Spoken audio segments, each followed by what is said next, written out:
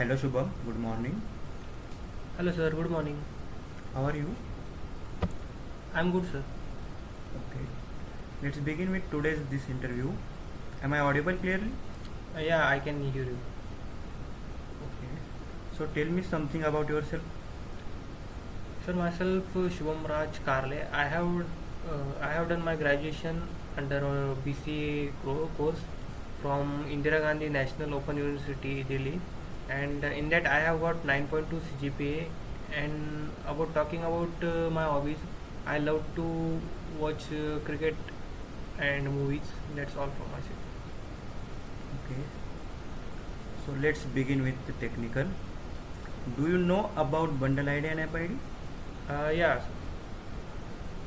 Can you explain what is difference between them?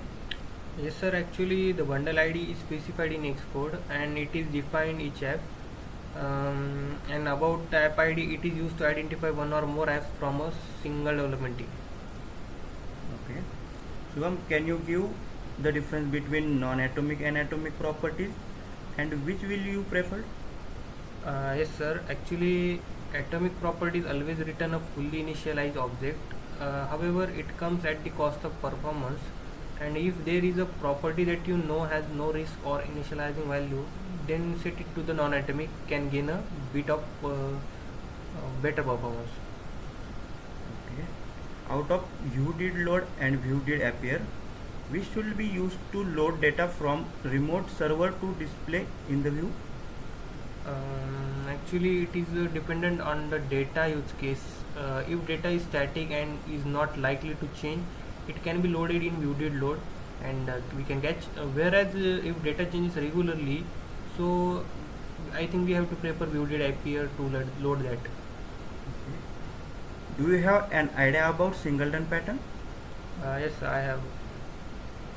Give me the brief explanation about it. The singleton pattern is a design pattern actually that ensures only one instance for a given class, and that instance has a global access point actually. So when needed for the first time, it generally uses lazy loading to create a single instance. Okay. So why does unwrapping an optional in Swift have importance? Actually, unwrapping an optional value in Swift has a plenty of importance. So let's consider example of an optional string. It might have a value, however, it might also be nil. So if you will find a challenge with this if you try to use the count property for regular string. The count property will show the number of letters in the string. An optional string can just be nil through, so it doesn't contain anything, therefore it won't have a count actually. So that's why unwrapping we use in Swift.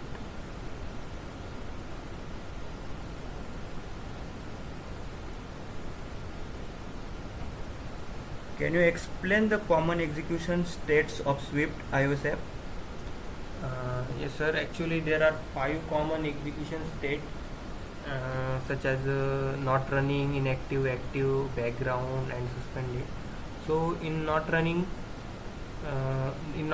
state, this is a simple state in which our app is not launched, or no code is being executed and terminated by the system, and the application is completely switch off actually in not running state. Or on talking about inactive state, actually this state is just a transitional state. Inactive state means our application is running in the background but it is not able to receive any event actually. And about active state is the main execution state where our app is running in the background and is able to receive events. Next one is the background state. This is the state where our app is running in the background and still is able to execute the code in the background. And last one is suspended, in which this state means that our app running in the background state and the system suspend this application cannot execute any code actually. So Shubham, what do you mean by optional chaining in Swift? In Swift programming language, optional chaining actually, I think it is a process of querying and calling properties. You can chain multiple queries together, but if any link in the chain is nil, then the entire chain can be fails actually. What is delegate? Actually, delegate is a design pattern which is used to pass the data or communication between struct or classes. Delegate allows sending a message from one object to another object when specific event happens, and it is used for handling table view and collection view events. That's all about. How can we define in base class in Swift? Yeah, we can define a base class in Swift. In a Swift programming language, classes actually I think are not inherited from the base class. The classes are defined by the developer without specifying the super class, and it will become the base class actually automatically. Okay.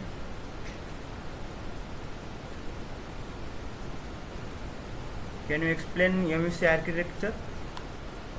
Yes, sir. Okay, please explain it. Actually, as you know, MVC is a model view controller structure. Actually, MVC is a powerful software architecture pattern for using developing apps. MVC builds on top of the object-oriented programming concept. It structures the flow of data and interaction in our app. MVC is an important fundamental concept to be understood in iOS development. Actually, many iOS frameworks like UIKit, Cocadutch use the MVC pattern for messaging and structure data flow. Okay. Do you know about superclass of all view controller objects? Yeah, UI view controller is a class is the super class of all the view controller objects. The functionality for the presenting them, loading views, rotating them is a response to the device rotation. Actually, it is the fundamental objective of a UI view controller, and all the standard system behavior is provided by UI view controller class to the other classes. Okay. I have shared some code on your chat. Just a second. Okay.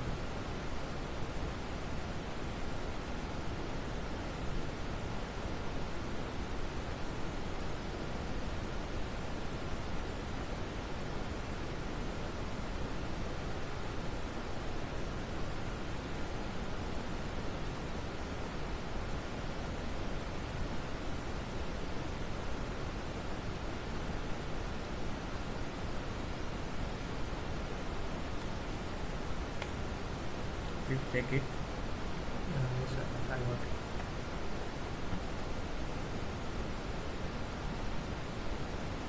So, what is the type of X and what is its value? Actually, just consider.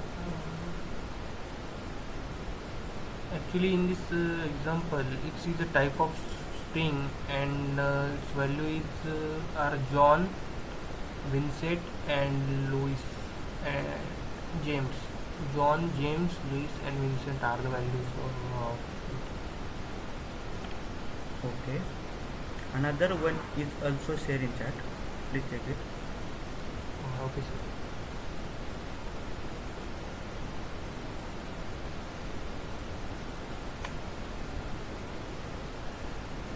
Yeah, yes, I got it.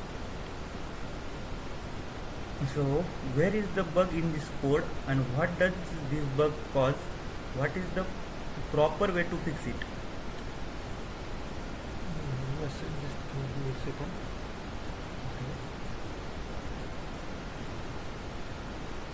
Okay, take your time.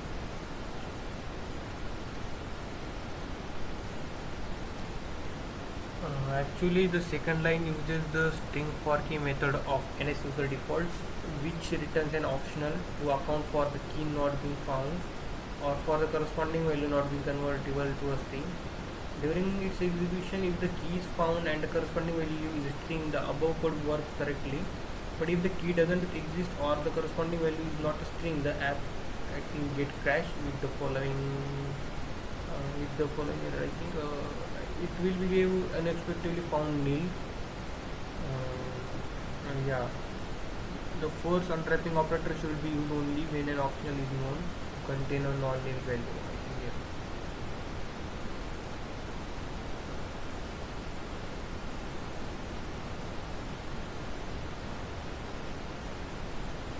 Okay. What is plist in iOS? I don't know more about that, but as I know, plist stands for property list, and plist is basically a dictionary of values and keys that can be stored in our file system with the .plist file extension. Actually, I don't know more about it. Okay.